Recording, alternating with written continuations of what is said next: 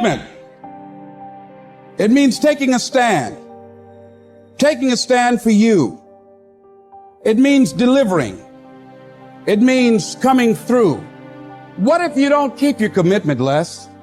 What if you give it everything you have and you come up short? Or if you don't give it everything you have, what if you get weak along the way and you throw in a towel on yourself, you surrender to your emotions? What then? A lot of people become discouraged, they become frustrated, and they say, oh, what the heck? And they go back to doing what they were doing before, saying it doesn't work. You get to make a choice. Is failure going to break you, or is failure going to make you? You get to decide. Failure doesn't. It's okay to fall. It's okay to cry. It's okay to go home. But quitting should never be an option. It's not in falling that makes us failures. It's in not getting up that makes us failures. And you get to decide if you get up or you don't get up. We're going to take setbacks. We're going to take some defeats from time to time in our lives. And when that happens, what that actually does, or what that actually should do, is make your vision clear. Make your mission clear. Anyone who's successful has failed much more than you know. It's like you look at somebody who's an unbelievable athlete, somebody who's an unbelievable entertainer, speaker, communicator, artist. They didn't just show up that way. They are being rewarded in public for what you practice in private consistently. You might want to jot that down. We're all rewarded in public for the things that we consistently practice and refine in private. And so you see that person, you think they're a genius, but if you watch, they've been failing more than anybody else. They just failed more often, so they learn quicker.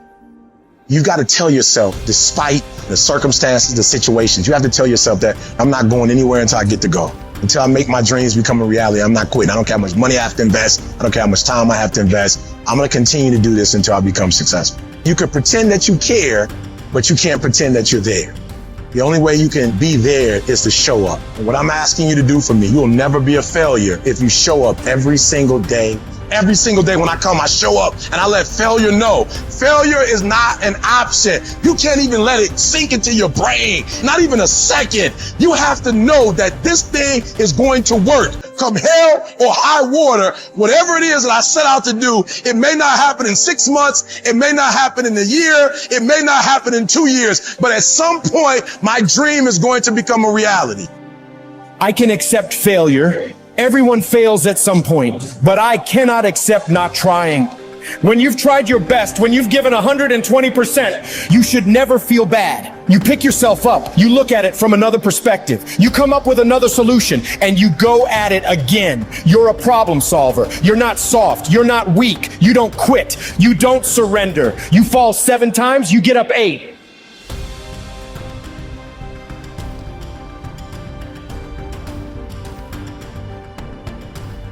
There is a cycle of history that is plain as day. Good times create weak people. Weak people create bad times. Bad times create strong people. Strong people create great times. This is the cycle of history. Our thinking, our process is so affected by the way we're raised generationally, the experiences we go through. So let me give you an example of why we're having challenges today and why I'm more than hopeful. Let's say you were born in 1910. Now, think of it this way first. Remember I talked about pattern recognition, pattern utilization, pattern creation. What gave humanity its greatest jump in its capacity was pattern recognition around seasons. Up until that time, we were hunter-gatherers, barely able to survive. It all depended on what was happening in the environment. We were dependent on the outside world. But once we understood the seasons, that planting in the springtime and then taking care of through the summer, boy, in the fall you can reap, and then there's gonna be winter, you gotta hang on to this stuff so you can survive. Once we recognized that pattern, humanity transformed. Communities were created, eventually cities and countries and states, right? So think of it this way. There's also a pattern of your history as a human. 0 to 21, 19 to 2021 is a springtime, where everything's easy. It's easy to grow. Growth happens, you don't have to do squat. Your body grows, life grows. And some of us had a more protected childhood, some of us had no protection. We had to step up and take care of things when we were 7 or 8 years old. But regardless, overall, it's a time in which people look out for you, you're taught things, you consume what you're taught. But once you come 19, 20, 21 roughly, and sometimes it's 16 for some people, 25 for others, but you get the picture, You enter a new season of life. You go to the summertime where you start testing and go, well, this is what I was taught, but do I really believe this? You know, this is what people say, but now I'm in a relationship, you know? And so all of this next 20 years is an explosive growth period if you work at it from 21 to 41. From 42 to 62 is a reaping time if you planted really in the spring and you pushed hard through the summer, you're gonna reap. Now, if you didn't plant in the springtime, you're gonna weep in this season. You know, you're gonna be like, I don't have any money, I don't have any time, I don't know what to do, where am I going? But that's a season of power. That's when you really start to be able to lead companies, businesses, environments, and so forth. And again, some people get there earlier, some later, but overall, generationally, that's it. And then 63 to 83 is winter, and that winter time is a little different for somebody. Right now, that time is, maybe it's time, I'm an elder in the community, now it's time for me to mentor, to communicate. And if you're lucky, it goes 83 to, say, 103. Or the oldest living human is about 119, if you were lucky enough to do that. Maybe you get an extended period of time where you enter the next springtime. So there's seasons that you gotta understand, because if you plant in the winter, I don't care how hard you work, you get no reward. If you bought a house, sounds wonderful, in 2007, normally great, 2007, probably not so great, you're probably just starting to do okay in the last 3 or 4 years, right? So there's a timing to things. There's a timing in your life. There's also timing in history. So imagine you were born in 1910. When would you come of age? 19 years old, 1929. What did you grow up with? World War I ended during that time, the whole world celebrated, and the roaring 20s began, and you're in your teens, cars, radios, parties. You can't wait to turn 19, 20, 21, right? And what happens? For that generation, right at that stage of life, the whole game, the wolves pull out from it, and people are jumping out of buildings, the economy goes to the floor, we got the Dust Bowl. But it didn't end there. Because what happened when they were 29? 1939, World War II. And you and I are too young to know it, but those around know that it looked like we were gonna lose. Hitler was storming across Europe. It looked like life as we know it was over. And these people went overseas and became heroes. They faced such unbelievable, they were thought as flappers, they were thought as weak, they were a lot like a lot of the generation that you see today, the Z generation, not so much because they're just coming up, right? But the millennial generation, by older people, they see them as weak, they're snowflakes, they're this and they're that, but they have technology, they have insights. And when the outside world is demanding enough, not yet, because they're still fearful, they will grow.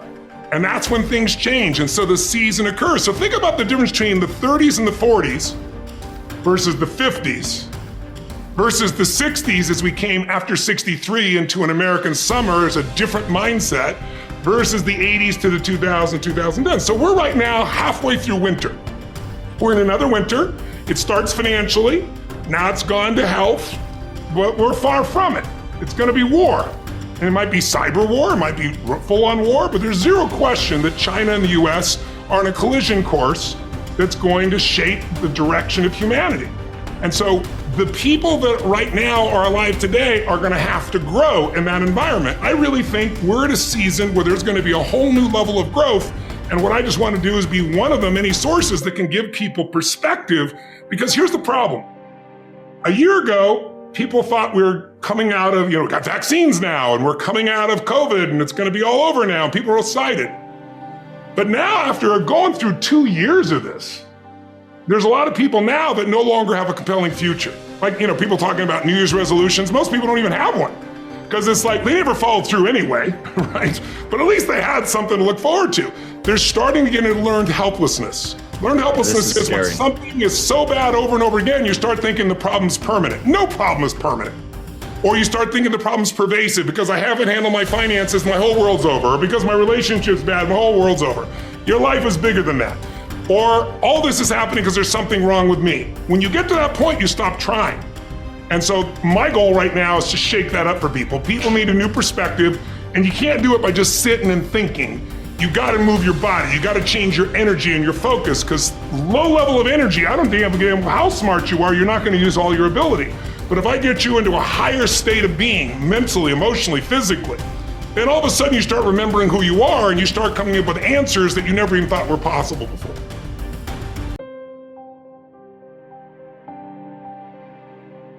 You will hear many people saying, "When I am 50, I shall retire into leisure.